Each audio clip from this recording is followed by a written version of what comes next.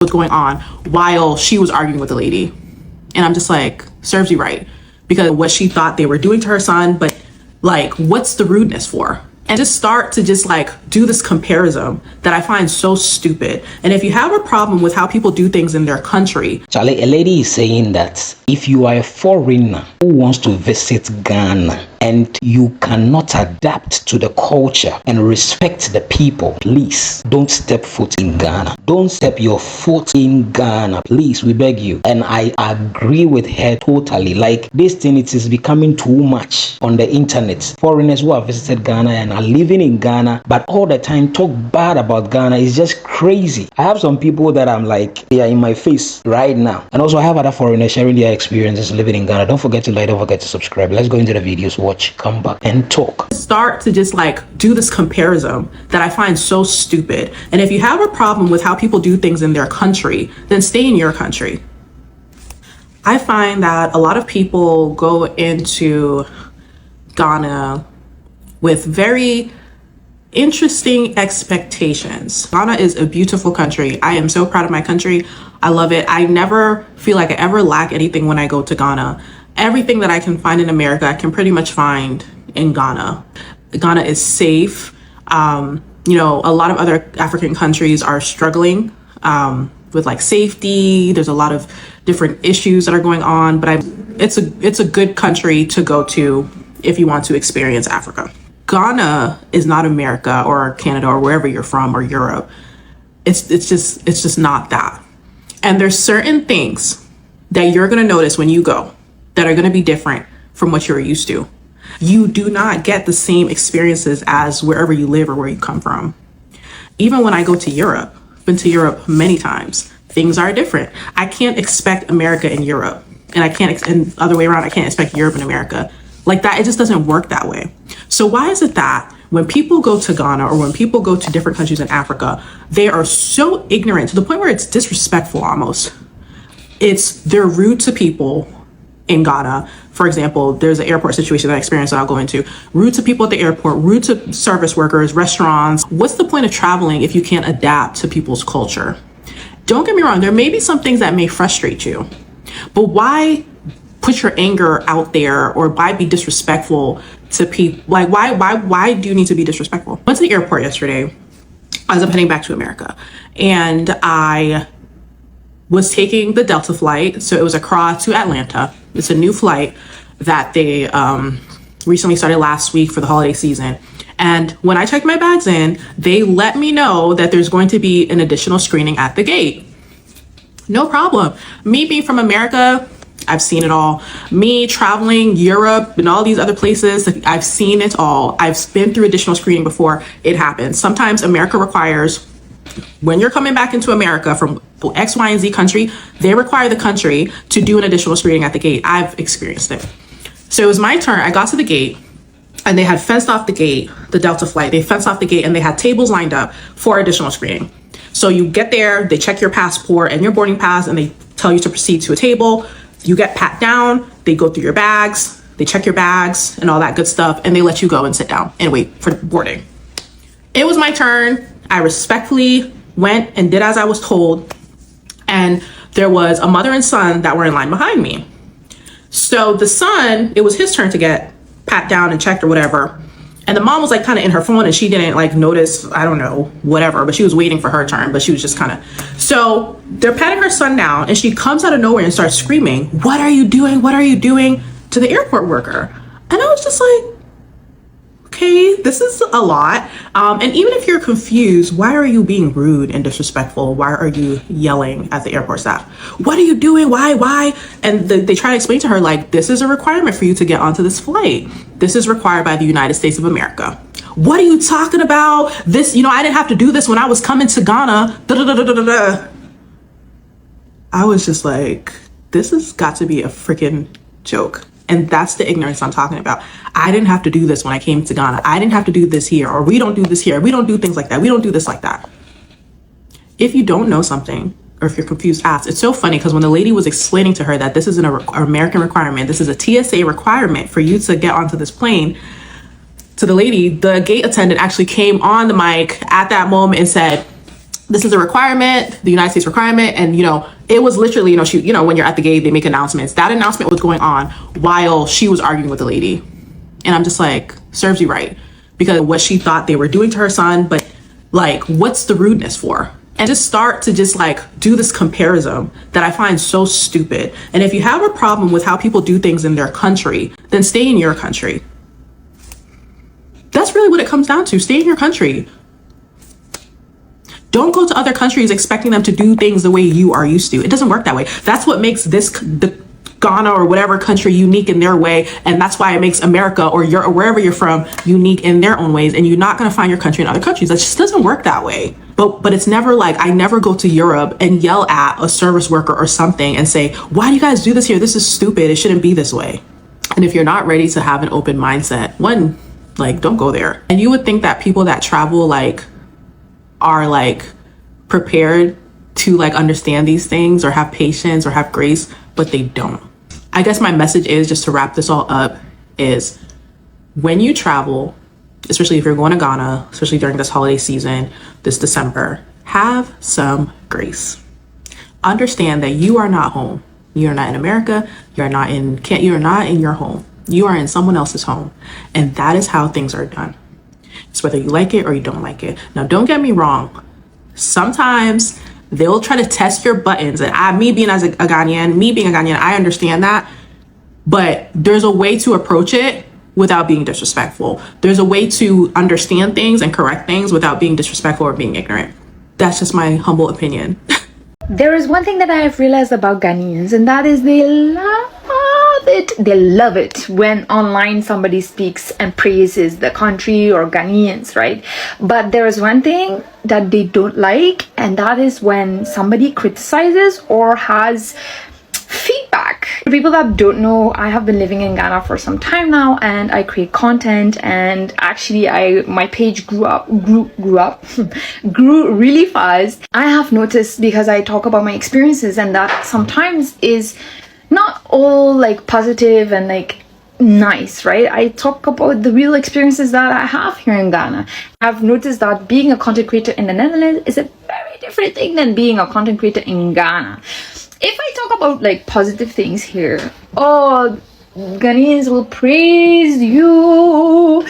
But the moment you say something of an experience that wasn't that nice for you, it is always, these were not the Ghanaians, they were Nigerians.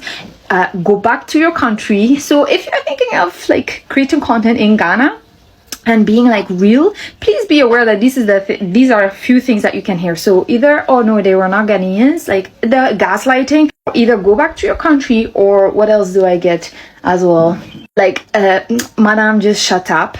Nobody asked you for your opinion. That's something that I always hear as well. It's nobody asked you to come to my page to be listening to me and then commenting that, but okay. So yeah, I have really gotten more of a thicker skin being in Ghana and creating content in Ghana, because people just come at you. And yesterday in my live, I shared actually about this, that somebody asked, how do you handle hate? Maybe I should do a part 2. Go ahead and follow if you're curious. I'm gonna make another video on how do I handle hate online. As always, much love. Don't forget to follow, and see you in the next video. Bye. For real, don't piss me off, y'all. Let me say this clearly, because people are being loud and wrong. Someone taking a video down does not mean they lied. Someone turning off comments does not mean nothing happened. It usually means they're scared. What people don't understand is how mob pressure works when you're a foreigner speaking out against people or a country or authority. Once the narrative turns against you, it's no longer about truth, it's about survival. You get harassed daily, you get accused nonstop, you're told that you're lying over and over again until you start questioning yourself. And suddenly it feels safer to be silent than to keep explaining yourself. I believe this girl. I've been through this before. I know how this shit works.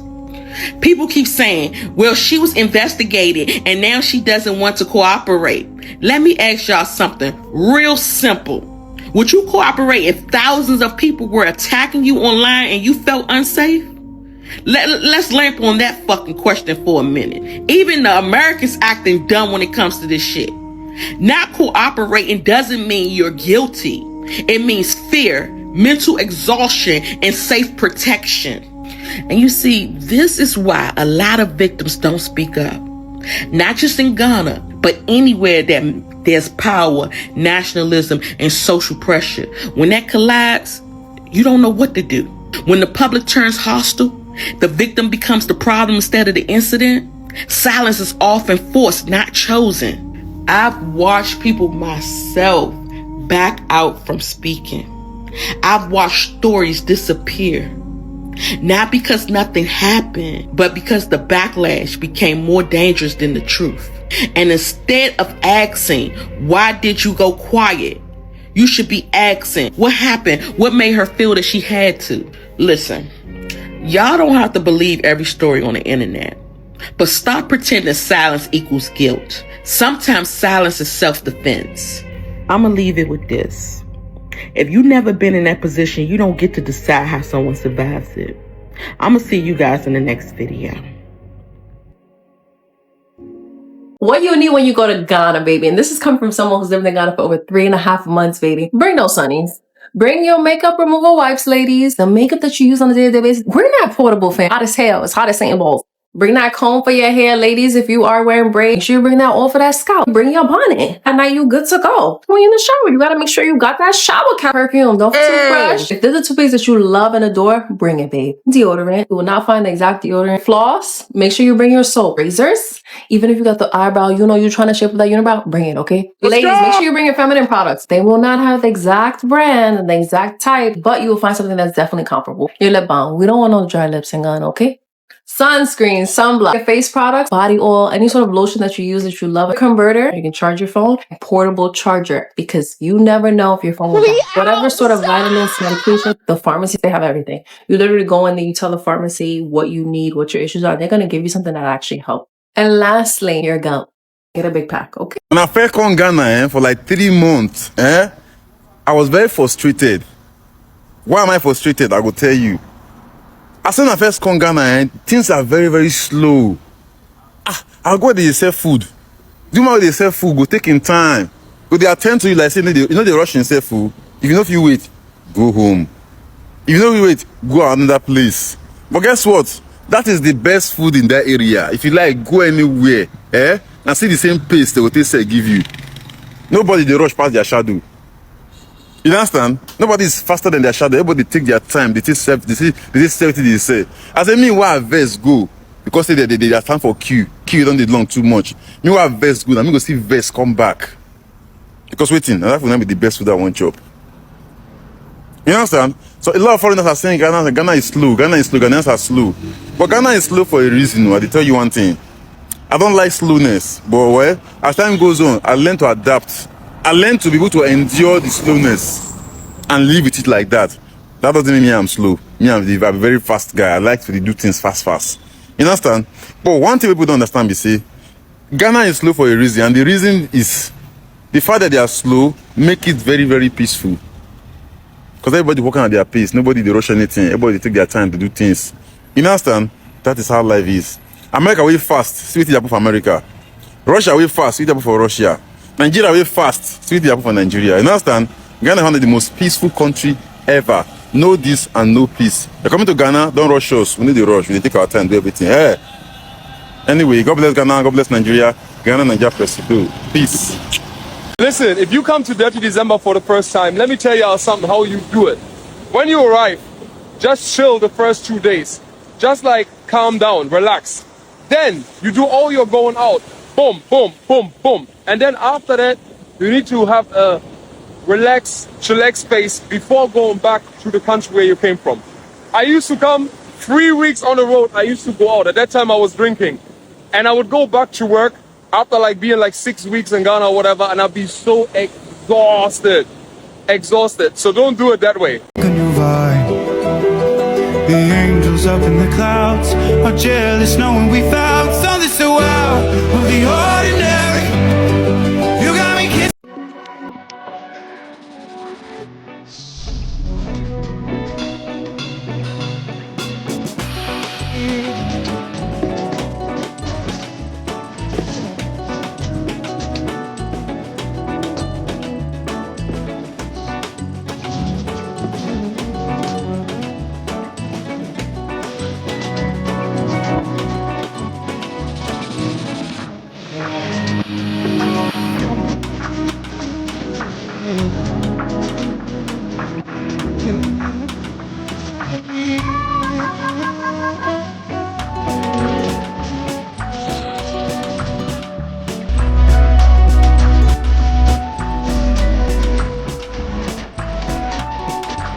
I'm not even a morning person, but when it comes to flying, oh, I will be whatever. So here I am. I was so excited. You couldn't see it on the mask, but we were so excited. After 45 minutes, we finally arrived at the airport, and then my sister and her husband, this tree at the airport, I thought it was cute. And then here with all our luggages, too many, but we didn't have any that was overweight, so thank God for that. I'm always overpacking, but I was happy.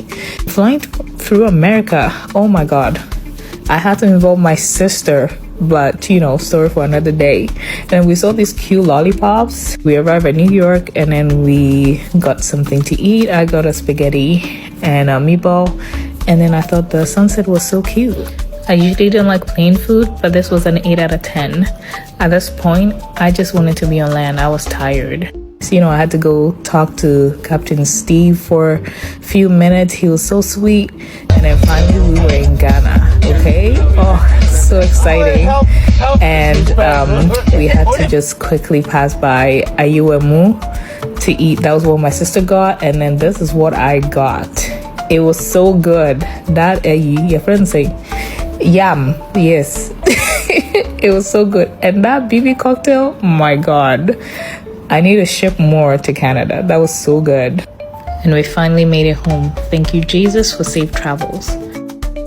Can you believe these people accused me of pregnancy because I'm eating popcorn and shito? All I wanted to do was teach people a different way of eating popcorn. People season their popcorn all the time. What's the difference if I eat goody shito with my popcorn? Huh? People are so mean. And now I'm hiding here in the basement in my grandma's sewing room so I can eat my popcorn and shito in peace. So nobody can bother me. But you know who had my back? After all those haters, do you know who had my back? Goody shito had my back.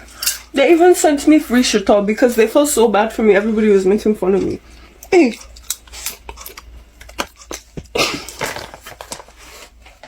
Thanks for being here during this tough time, It's not easy posting things online, and, there's always a possibility people will make fun of you, but besides goody shito, you really have my back.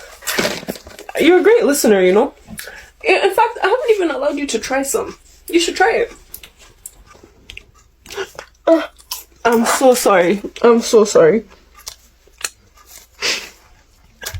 This therapy session was brought to you by Goody Shito. Charlie, honestly, this thing is very frustrating. Very, very frustrating. I have some two people. I will share these are the people, this person and this person. I don't know what exactly they want. The white lady, for instance, some time ago, she's saying that, she's so mad that a certain woman in her area, or I think in the house that she stays, the woman was disciplining her child. She was so mad and she doesn't like that and this. Then I'm like, Charlie, you are in somebody's country. What's up?